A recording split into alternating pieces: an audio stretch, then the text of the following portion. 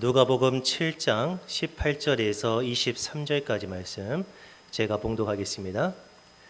요한의 제자들이 이 모든 일을 그에게 알리니 요한이 그 제자 중 둘을 불러 주께 보내어 이르되 오실 그이가 당신이오니이까 우리가 다른 일을 기다리오리까 하라 하매 그들이 예수께 나아가 이르되 세례 요한이 우리를 보내어 당신께 여쭈어 보라고 하기를 오실 그이가 당신이오니이까 우리가 다른 일을 기다리오리까 하더이다 하니 마침 그때 예수께서 질병과 고통과 및 악귀 들린 자를 많이 고치시며 또 많은 맹인을 보게 하신지라. 예수께서 대답하여 이르시되 너희가 가서 보고 들은 것을 요한에게 알리되 맹인이 보며 못 걷는 사람이 걸으며 나병 환자가 깨끗함을 받으며 귀먹은 사람이 들으며 죽은 자가 살아나며 가난한 자에게 복음이 전파된다 하라. 누구든지 나로 말미암아 실족하지 아니하는 자는 복이 있도다 하시니라. 아멘. 저는 본문에 근거해서 성경에 근거한 바른 믿음, 성경에 근거한 바른 믿음에 대해서 말씀을 전하도록 하겠습니다. 여러분 유튜브 보십니까? 네, 우리 아이들도 많이 보죠. 저도 가끔씩이 아니죠. 시간만 나면 봅니다. 참 재밌어요, 그렇죠? 시간 가는 줄 모르게. 그런데 그 유튜브를 보다 보면은 때로는 그 혼란스러울 때가 있어요. 혼란스러워요. 이게 뭐지 할 때가 있어요. 동일한 주제를 두고 이 사람 말이 다르고 저 사람 말이 다른 거예요. 그런 경우 있으십니까? 아니 언제는 저 사람이 말할 때는 저렇게 말해놓고 이 사람이 말할 때는 또 이렇게 말을 해요. 그럼 나는 도대체 어떤 말을 받아들여야 되는지 정확히 모를 때가 참 많아요. 진실을 판단하기 어렵죠. 예를 한번 드려보겠습니다. 여러분 소금 많이 드십니까? 소금 적게 드십니까? 소금을 많이 먹어야 됩니까? 소금을 적게 먹어야 됩니까? 어떤 분은요 소금을 먹지 말라고 합니다. 소금 먹으면 큰일 난다고. 아주 적게 최대한 적게 먹어야 된다 그렇게 말을 해요. 그래야 고혈압도 안 생기고 몸에 부종도 안 생기고 그런다는 거예요. 그런데 똑같은 주제를 두고 다른 전문의는 뭐라고 하냐면 소금을 안 먹으면 오히려 고혈압 생긴다는 거예요. 오히려 안 먹으면. 그래서 먹어야 된다는 거예요. 그럼 도대체 어느 정도까지 먹어야 되느냐는 거죠. 여러분 아십니까? 적당히요. 그래서 적당이란 말이 나옵니다. 어떤 분은 제가 이제 직접 만난 분인데 어떤 분은 그래요. 자기가 소금을 먹어봤을 때 달게 느껴지면 몸에 소금이 부족하답니다. 그러니까 좀 적당히 더 많이 먹어도 되고 좀 짜게 느껴지면 몸에 이미 소금기가 충분하니까 좀 줄여도 되고 그렇게 하라는 거예요. 여러분 이 세 가지 의견이 나왔습니다.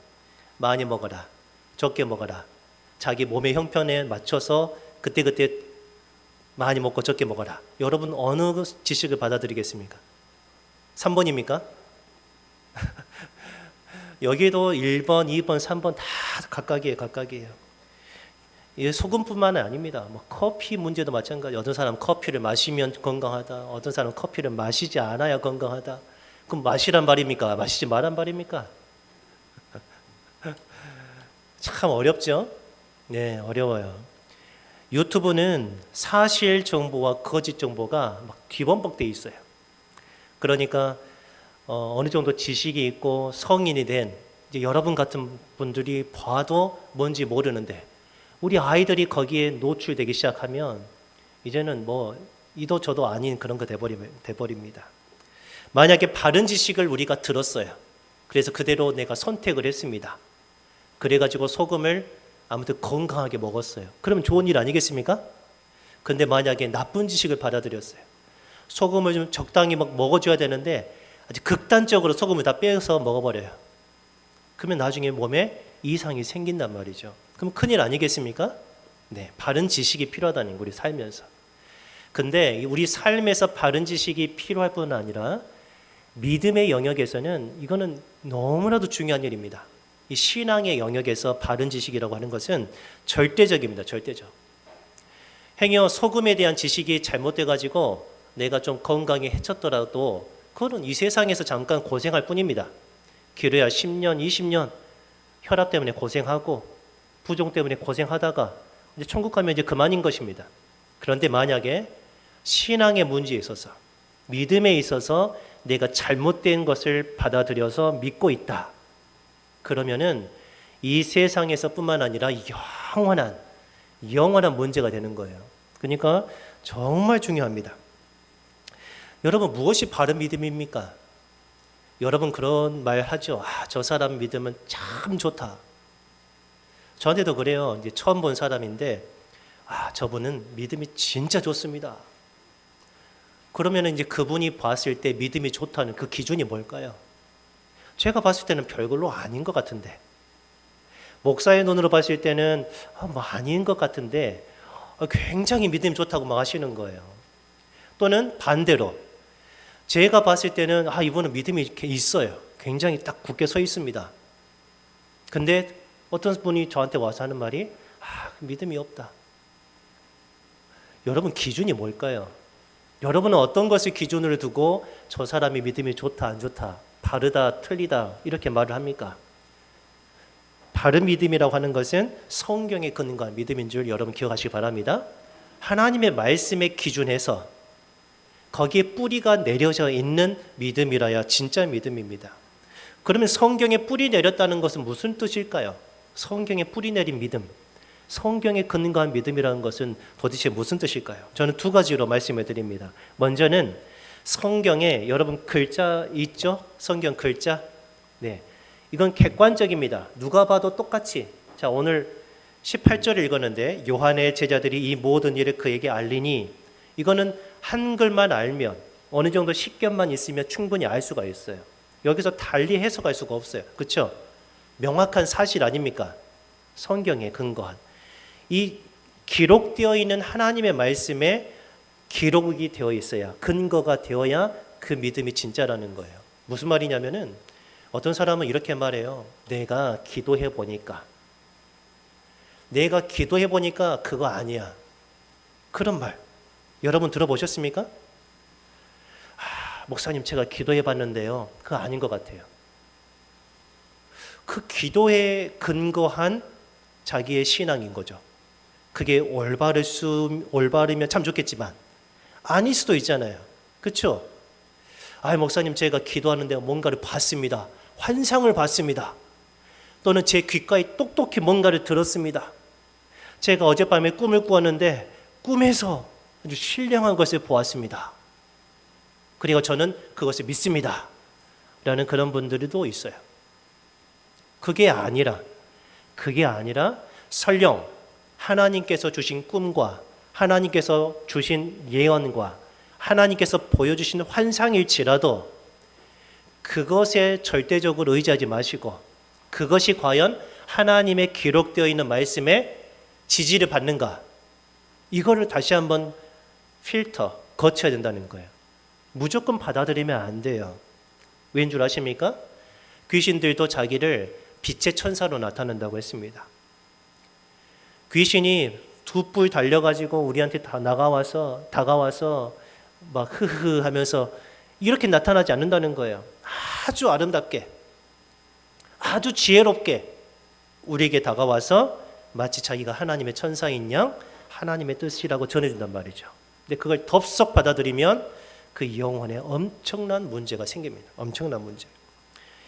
그래서 성경에 근거한다는 것은 이 성경에 기록되었느냐 안 되느냐, 이걸 기준으로 봐야 되는 겁니다. 이게 첫 번째입니다.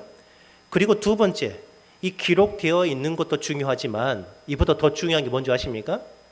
이걸 어떻게 해석하느냐입니다. 해석. 여러분 신문을 보시잖아요. 뉴스도 들으시잖아요. 그러면은 어떤 사람은 똑같은 것을 보아도 이렇게 해석하고 저렇게 해석하고 그렇습니다. 그렇죠? 해석. 여러분 하나님은 한 분이시고 하나님의 입에서 나오는 말씀은 한 가지잖아요. 근데 거기에 두 가지 뜻이 있을 수 있겠습니까? 정반대에 상충하는 뜻이 있겠습니까? 없습니다. 하나님은 한 분이시기 때문에 그분의 말씀은 늘 한결같으십니다. 근데 그것을 우리가 바로 알지 못하고 나의 잘못된 그런 가치관, 나의 잘못된 상식, 나의 고집, 나의 욕심, 그런 것들 때문에 하나님의 말씀을 이제 비틀어 버리는 거죠. 왜곡해서 나에게 유리하게 해석하게 만드는 거죠. 그래서 저는 이제 뭐 여러분에게 그 하지 말라는 건 아니지만 이제 큐티라는 거 있지 않습니까? 큐티. 개인적으로 개인 경건 시간에 가지면서 큐티라고 하는 거. 근데 큐티는 사실 여기 조그만 한 몇 절을 두고 거기에서 내게 주신 말씀으로 막 찾아낸단 말이죠. 저도 예전에 대학생 때 선교단체에서 아침마다 큐티 모임을 했습니다.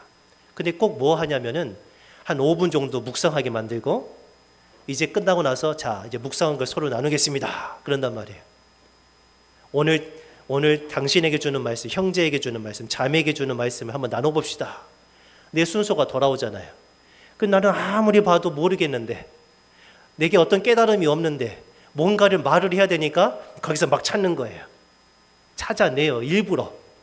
그래가지고 그걸 말하면 사실 그 큐티 모임을 인도하신 분도 그렇게 성경의 지식이 올바르지 않을 수도 있잖아요.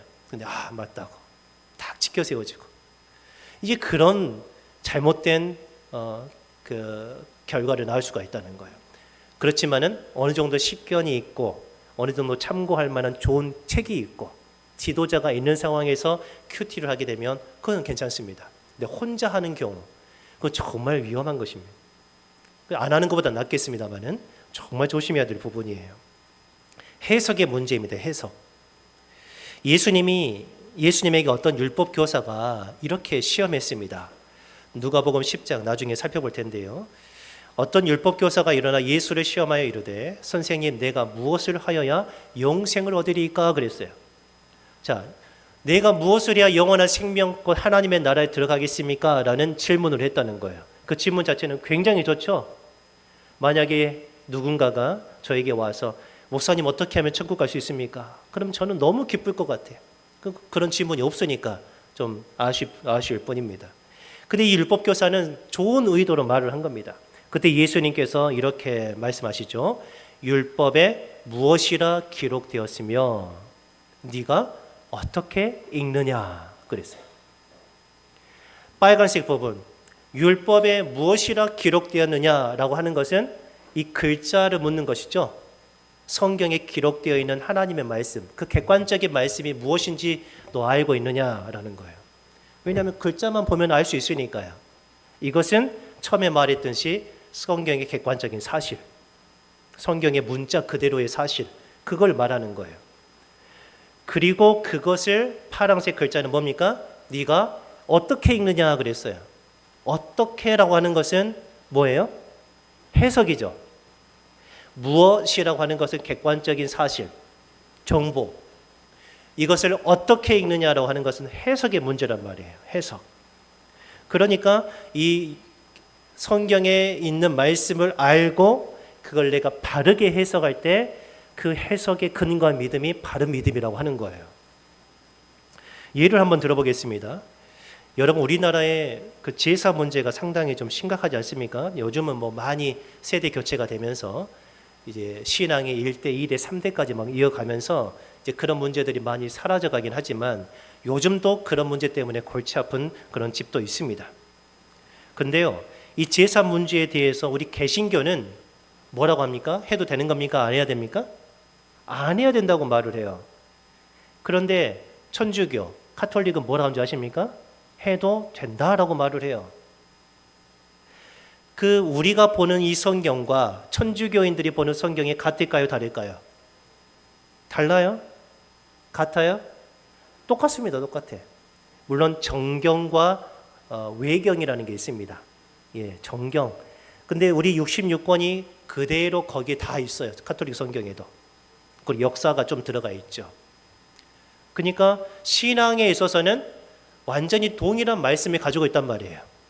근데 왜 제사 문제에 대해서 이렇게 저렇게 다르게 말을 할까요?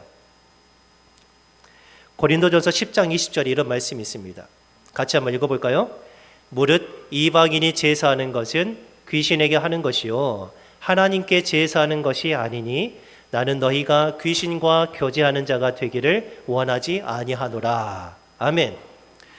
이방인이 제사하는 것, 거기는 유교권에서 드리는 제사도 포함되는 겁니다. 이 모든 것은 다 조상에게 하는 것이 아니고 귀신에게 하는 것이기 때문에 우리 그리스도인은 절대 유교식의 제사에 동참할 수가 없는 것입니다. 그래서 안 된다라고 하는 거기 때문에 핍박을 받죠. 근데 카톨릭은 된다라고 말을 해요. 그래서 처음에 교회에 나왔다가 이런 말씀에 부딪혀가지고 그럼 난 천주교 달란다 가버린 분들도 상당히 있습니다. 왜 똑같은 말씀을 두고 개신교와 천주교가 다르게 이렇게 해석을 할까요? 심각한 문제 아닙니까? 나는 기껏 어떤 전통에 의해서 부모를 공경하는 마음에서 했을 뿐인데 하나님은 그것을 뭐라고 하는 거예요? 너 귀신과 교제하는구나. 그 사람에게 구원이 있겠습니까? 여러분? 귀신과 계속해서 교제하고 있는데 그 사람에게 하나님의 나라를 상속하게 하시겠습니까? 그럴 수가 없는 것입니다. 근데요, 역사를 보면요, 처음에 카톨릭도 이 아시아권에 중국, 우리 한국, 일본 이 아시아권에 복음을 전하며 선교하기 시작했을 때 초창기에는 절대적으로 금했습니다. 이거는 우상 숭배다라고. 제가 좀 자료를 가져왔는데요. 한 16세기, 그러니까 한 1500년도죠. 1500년도 그때쯤에 중국 선교가 열리기 시작했습니다. 그래서 이제 예수회라는 곳에서 중국 선교를 하기 시작했는데 거기에서 이제 중국 사람들이 공자 사상에 심취돼 가지고 막 제사를 지내는 거예요. 죽은 자를 위해서 기리면서. 그래서 이것을 어떻게 해결해야 될 것이냐. 이건 분명히 우상 숭배인데 100년 동안 논쟁을 했습니다. 그리고 나서 교황청에서 교황 클레멘스 11세가 1715년에 직서를 통해 가지고 그걸 금했어요. 이거 안 된다라고 하는 거예요. 이것은 사실 아니겠습니까? 근데 이렇게 금지령을 내리자마자 이 동양의 조상 숭배하는 그런 제사를 지내는 우리 한국, 중국, 일본 이 세 나라에 선교의 문이 닫혀버린 거예요. 선교의 문이 닫혀져 버려요. 가장 중요하게 생각하는 거니까. 그래가지고 또 100년 동안에 우리 조선에서는 약 수만 명의 카톨릭 신자들이 다 죽임을 당했습니다. 이 조상의 문제 때문에, 제사 문제 때문에. 그래가지고 비오 12세 교황이 1939년입니다. 1939년에 12월 8일 중국 예식에 관한 훈령을 발표하기 시작하는데 거기에 이런 말이 있어요. 시체나 죽은 이의 초상 또는 단순히 이름이 기록된 위패 앞에 머리를 숙임과 기타 민간적 예의를 표시하는 것은 가능하고 타당한 일이다 라고 누가 발표했다고요? 하나님이요? 교황이. 똑같은 성경을 보지만은 우리 개신교는 하나님의 뜻을 정확하게 해석을 한 겁니다. 이거는 아니라는 거죠. 근데 가톨릭은 교황이 이 성경보다 더 위에 있습니다. 그래서 교황의 말이 곧 하나님의 말이에요.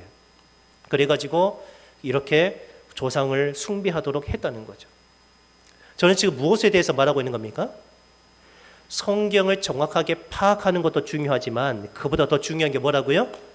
바른 해석. 바른 해석이 중요하다는 거예요. 바른 해석.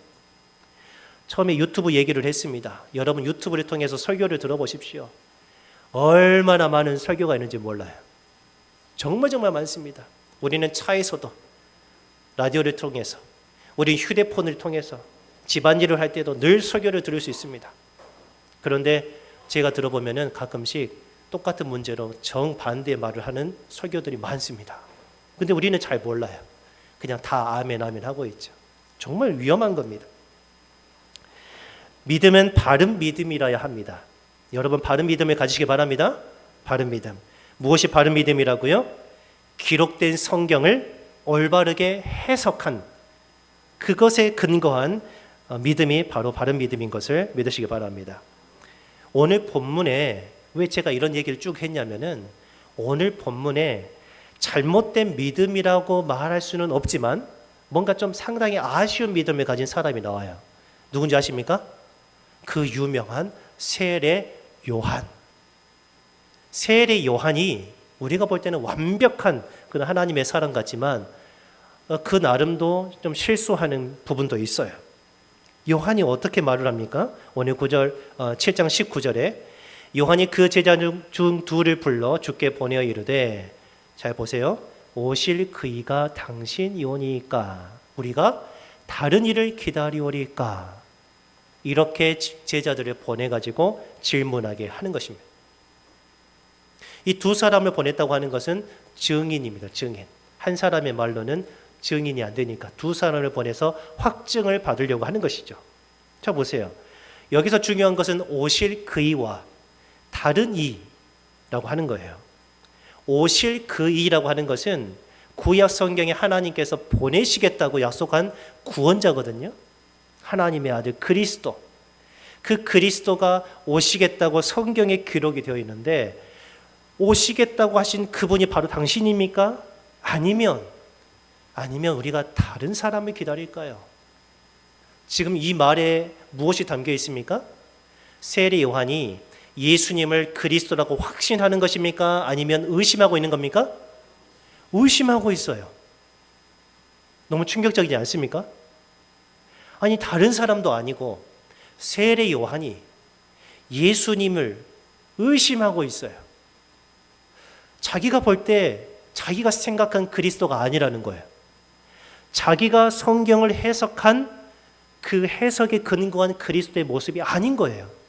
그러니까 처음에는 믿었다가, 왜냐하면 세례 받을 때 성령께서 그 예수님 위에 머무르셨거든요. 그러니까 하나님이 그러신 거예요. 누구든지 성령이 내려서 그 사람 위에 머물러 있으면 바로 그 사람이다.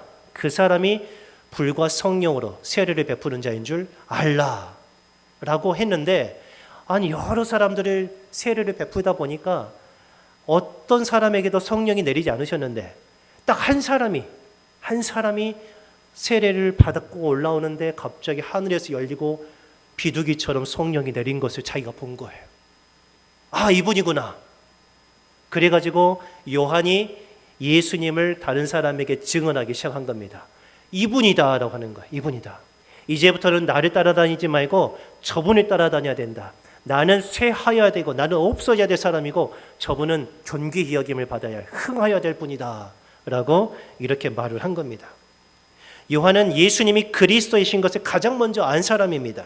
그리고 예수님을 이스라엘에게 증언한 사람입니다. 누가복음 3장 16절에 이렇게 말합니다. 요한이 모든 사람에게 대답하여 이르되 나는 물로 너희에게 세례를 베풀거니와 나보다 능력이 많으신 이가 오시라니 나는 그의 신발끈에 풀기도 감당하지 못하겠노라. 그는 성령과 불로 너희에게 세례를 베푸실 것이다 라고 말씀하시고, 그리고 예수님을 보자마자 어떻게 합니까? 같이 읽어봅니다. 요한복음 1장 29절 시작. 이튿날 요한이 예수께서 자기에게 나오심을 보고 이르되 보라, 세상 죄를 지고 가는 하나님의 어린 양이로다. 아멘. 이렇게 말하는 것에 거짓이 있겠습니까? 거짓이 아니에요. 저분이 하나님의 그리스도라는 거, 이걸 요한은 처음에 믿었어요.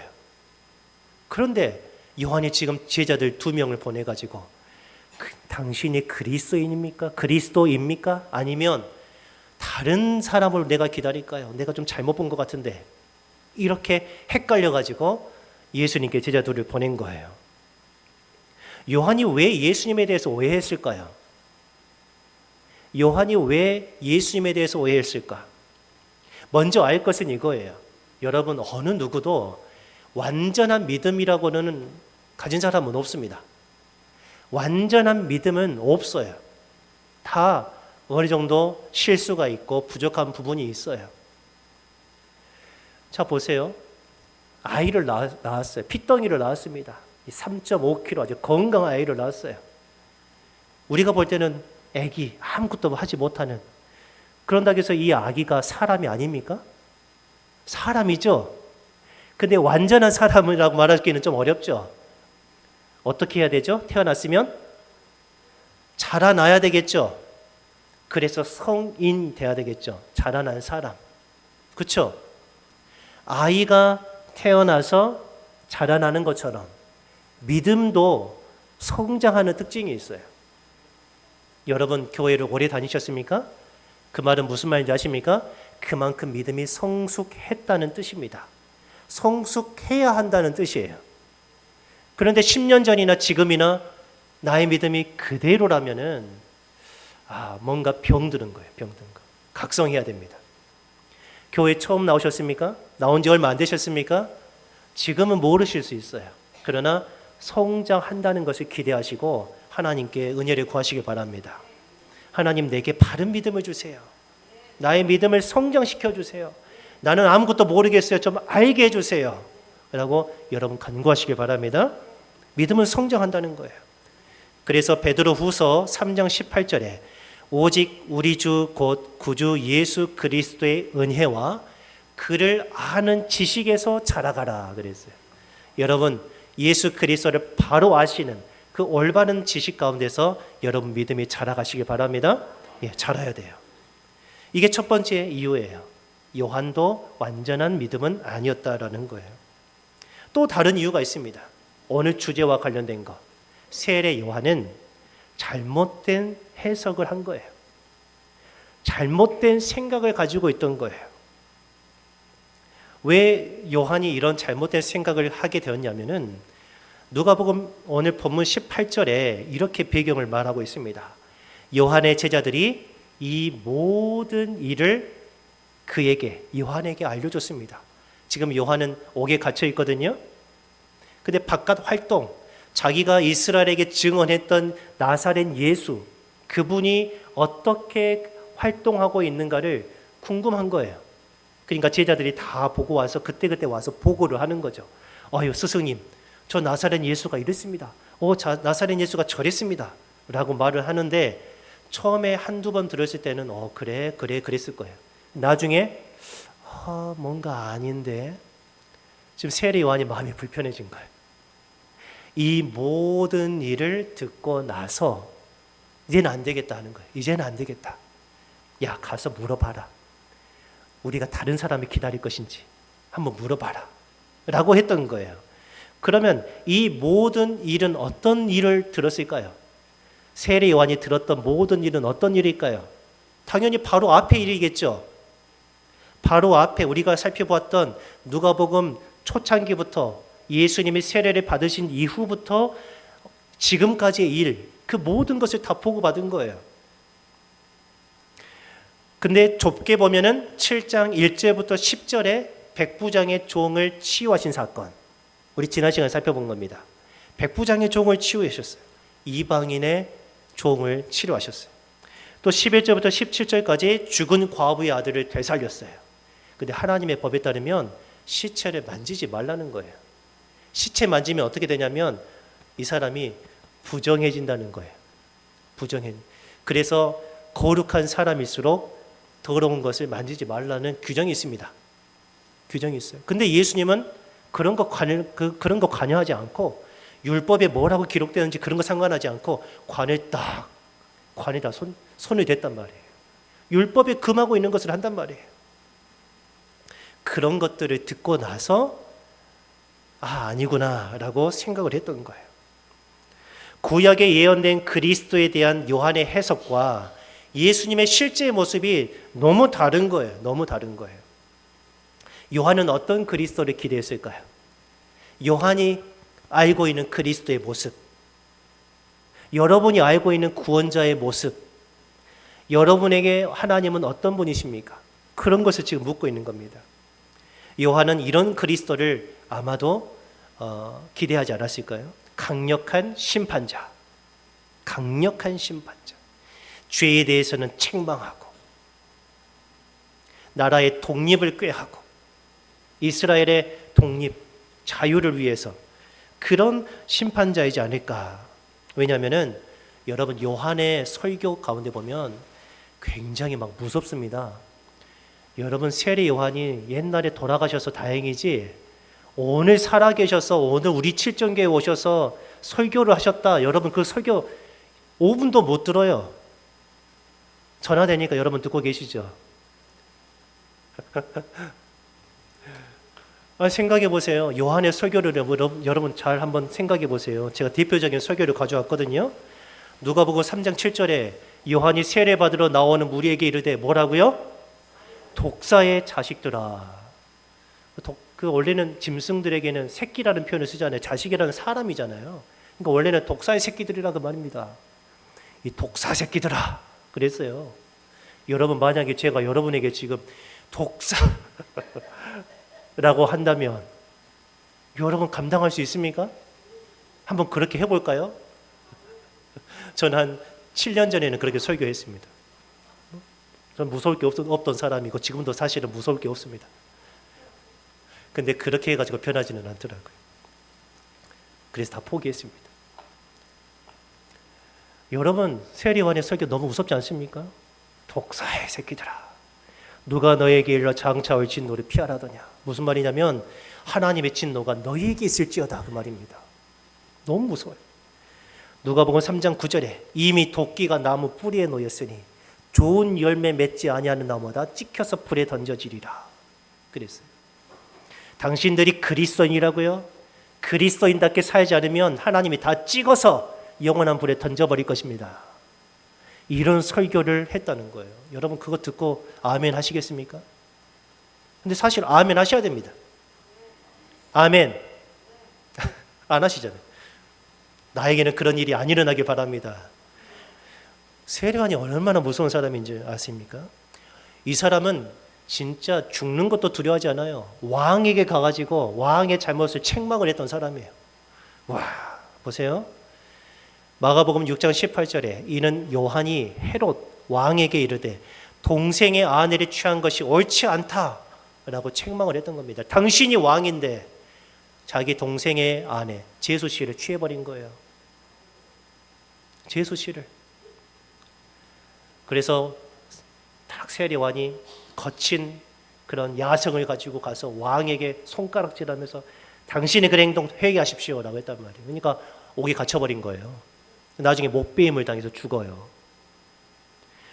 그러니까 세례요한의 그 설교는 사실 그분의 사상이 담겨 있는 설교입니다. 물론 하나님께서 그렇게 외치라고 하셨죠. 예, 그것은 충분히 이해하셔야 됩니다.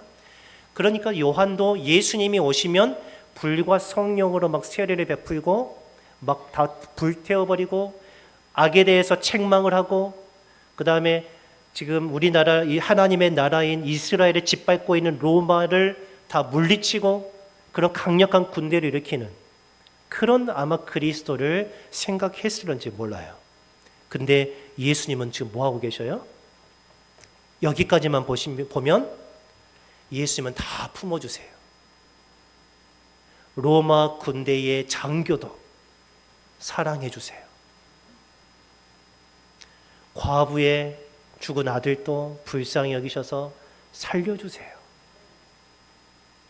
귀신 들린 자도 고쳐주세요. 눈 못 본 사람도 다 뜨게 해주세요. 다 사랑을 베풀고 계신다는 거예요. 그러니까 요한이 봤을 때는 성이 안 차는 거죠. 좀 강력한 메시지 좀 전하시지 그런 말입니다. 근데 사실 요한뿐만 아니라 많은 이스라엘의 사람들이 오해를 한 겁니다. 이스라엘 사람들이 기대했던 구원자의 모습은 다윗 왕처럼 강력한 하나님의 나라를 이렇게 세울 구원자와 같은 그리스도, 정치적인 메시아를 기대했던 거예요. 나라가 부강하고 다른 나라가 오히려 조공을 바치는 자유가 있고 평화롭고 번영하는 그런 나라, 로마로부터 독립을 꾀하는 정치적인 구원, 다분히 현세적이고 육적인 구원을 기대했던 것입니다. 그러니까 보리떡 5개와 물고기 2마리로 5,000명을 먹이니까 야 이분은 우리 임금 삼자 그랬던 거죠. 그러니까 예수님이 자기를 왕으로 삼으려고 하는 것을 보고 막 도망가 버리셨잖아요. 나는 그런 그리스도가 아니라는 거죠. 요한의 그 질문에 대해서 예수님은 이렇게 대답하십니다. 오늘 본문 21절이에요. 마침 그때 예수께서 질병과 고통과 및 악귀 들린 자를 많이 고치시며 또 많은 맹인을 보게 하신지라. 그러면서 예수님이 하신 말씀, 너희가 가서 보고 들은 것을 요한에게 알려라. 맹인이 보며 못 걷는 사람이 걸으며 나병 환자가 깨끗함을 받으며 귀먹은 사람이 들으며 죽은 자가 살아나며 가난한 자에게 복음이 전파된다고 말을 하라. 그러면 알아들을 것이다 라는 거죠. 그래도 못 알아들으면 어쩔 수 없는 것입니다. 그러면서 나로 말미암아 실족, 한자어 그대로 말한다면 발을 잃어버린 겁니다. 두 발을 가지고 있다 발을 잃어버리면 넘어질 수밖에 없죠. 지금 누구를 두고 하는 말입니까? 요한을 두고 하는 말입니다. 요한은 지금 거의 넘어지기 직전이구나. 근데 나의 지금 이런 모습 때문에 그리스도로 나를 믿지 못하는 사람이 있다면 너무 불행하다는 거죠. 그런데 나의 이런 모습을 보고 나를 그리스도로 믿는 사람은 복이 있다라고 예수님은 말씀하신 것입니다. 사실 예수님이 지금 하셨던 모든 일들, 모든 치유하는 일들, 가난한 자에게 복음을 전하는 일들, 그런 것들은 전부 다 구약에 예언된 그대로의 모습입니다. 사실은 구약에 기록되어 있는 모습이에요. 제가 대표적인 구절들을 몇 개 읽어드리겠습니다. 이사야 35장 5절부터 6절에 제가 있습니다. 그때에 맹인의 눈이 밝을 것이며, 그때라고 하는 것은 이제 구원의 때를 말하는 겁니다. 그리스도께서 오신 때 맹인의 눈이 밝을 것이며 못 듣는 사람의 귀가 열릴 것이며, 그때에 저는 자, 발이 불편한 사람은 사슴같이 뛸 것이며 말 못하는 자의 혀는 노래하리니 이는 광야에서 물이 솟겠고 사막에서 시내가 흐를 것임이라. 아멘. 지금 예수님이 하고 계시는 거잖아요. 그리스도께서 오시면 이런 일을 하겠다고 지금 이사야 35장에 기록이 되어 있잖아요. 또 61장에도 이런 말씀이 있어요. 주 여호와의 영이 내게 내리셨으니 이는 여호와께서 내게 기름을 부으사 성령을 주셨다는 거예요. 가난한 자에게 아름다운 소식을 전하게 하려 하심이라. 나를 보내사 마음이 상한 자를 고치며 포로된 자에게 자유를, 갇힌 자에게 노임을 선포하며 여호와의 은혜의 해와 우리 하나님의 보복의 날을 선포하여 모든 슬픈 자를 위로하되. 물론 여기에 보복의 날이란 말이 있긴 있지만 나머지 90%는 전부 다 위로하고 고치고 싸매어주고 희망을 주고 자유를 주는 그런 그리스도가 진짜 오시겠다 하신 겁니다. 근데 오셨죠. 이 예수님이야말로 하나님께서 보내시겠다고 하신 그리스도 구원자 아니겠습니까? 근데 한 가지 알 것은 예수님은 구원하시기만 하는 분은 아니라는 사실이에요. 구원하는 분, 구원만 하시는 분이 아니라 예수님은 그리스도는 구원자이시면서 동시에 심판자이신 것을 믿으시길 바랍니다. 예수님께서 2000년 전에 이 세상에 오신 목적이 있습니다. 2000년 전에 오신 목적. 그 목적은 세상을 구원하시기 위해서입니다. 요한복음 3장 16절 17절인데 16절은 제가 읽고 17절은 같이 읽겠습니다. 하나님이 세상을 이처럼 사랑하사 독생자를 주셨으니 이는 그를 믿는 자마다 멸망하지 않고 영생을 얻게 하려 하심이라. 하나님이 그 아들을 세상에 보내신 것은 세상을 심판하려 하심이 아니요 그로 말미암아 세상이 구원을 받게 하려 하심이라. 아멘. 2000년 전에 오신 것은 초점이 어디에 맞춰져 있어요? 심판이 아니고 구원하기 위해서. 그런데 예수님 다시 한번 오시죠. 언제인지 모르겠지만 다시 오십니다. 그때는 이 세상의 구원과 상관없이 이 세상을 심판하러 오신다는 것을 여러분 믿으시길 바랍니다. 사도행전 17장 30절에서 알지 못하던 시대에는 하나님이 간과하셨거니와 이제는 어디든지 사람에게 다 명하사 회개하라 하셨으니 이는 정하신 사람으로 하여금 천하를 공의로 심판할 날을 작정하시고 이에 그를 죽은 자 가운데서 다시 살리신 것으로 모든 사람에게 믿을 만한 증거를 주셨습니다. 예수님이 온 세상을 심판하시는 분이신데 그 예수님이 심판자라는 사실을 어떻게 우리가 알 수 있냐면 예수님을 죽은 자 가운데서 다시 살아나신 것을 보여주심으로써 이분이 바로 심판자라는 것을 확증해 주셨다 하는 것입니다. 우리는 지금 심판의 때를 기다리고 있습니다. 세례 요한은 폭넓은 하나님의 나라의 관점에서 예수님을 하신 일을 평가하신 게 아니었습니다. 자기의 신앙관, 경험, 지식, 선입견 때문에 예수님에 대해서 잠깐 오해했어요. 예수님 당시는 구원의 때이지 심판의 때는 아니었기 때문입니다. 교회사 인물 중에 유명한 사람이 있는데 이런 말을 했습니다. 우리 같이 한번 읽어볼까요? 시작. 타락한 사람의 마음은 우상을 만드는 공장이다. 이것을 여러분 잘 한번 묵상해 보세요. 타락한 사람의 마음, 우리의 마음이죠. 우리의 마음은 우상을 만드는 공장이라는 거예요. 무슨 말인지 아십니까? 여러분 여기 지금 한 30명 정도 앉아 계시는데 30명이 기대하는 하나님이 다 다른 거예요. 하나님은 이런 분이셔야 해. 나에게 하나님은 이런 분이었으면 좋겠어 하는 나름대로의 하나님에 대한 상을 막 만들어낸다는 거예요. 근데 그게 성경에 근거하지 않으면 그거는 자기를 위한 하나님인 겁니다. 이해가 되십니까? 자기가 자기에게 복을 주기만 원하는 하나님. 그것은 뭐라고요? 우상이라고 하는 거예요. 믿음이 아닙니다. 우상이에요. 말씀을 정리하겠습니다. 우리가 가진 성경의 지식 그리고 우리가 해석한 성경의 뜻이 결코 완전할 수는 없습니다. 이게 한계이긴 합니다. 우리도 언제든지 세례 요한과 같은 실수를 범할 수가 있어요. 진리의 길에서 잠깐 벗어나서 곁길로 갔다가 다시 올 수도 있습니다.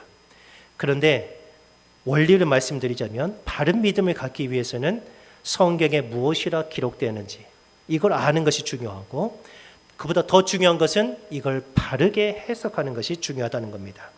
진리의 성령께서 여러분의 눈과 귀를 열어주시길 바랍니다. 깨달음을 주시길 바랍니다. 참 빛을 비춰주시길 바랍니다. 그리고 예수님께서 2000년 전에 오신 것 그리고 앞으로 오신 것은 세상의 구원과 심판을 위한 것이라는 이 진리를 여러분 기억하시고 성경에 근거한 바른 믿음을 가지시고 하나님을 섬기시길 바랍니다. 기도하겠습니다.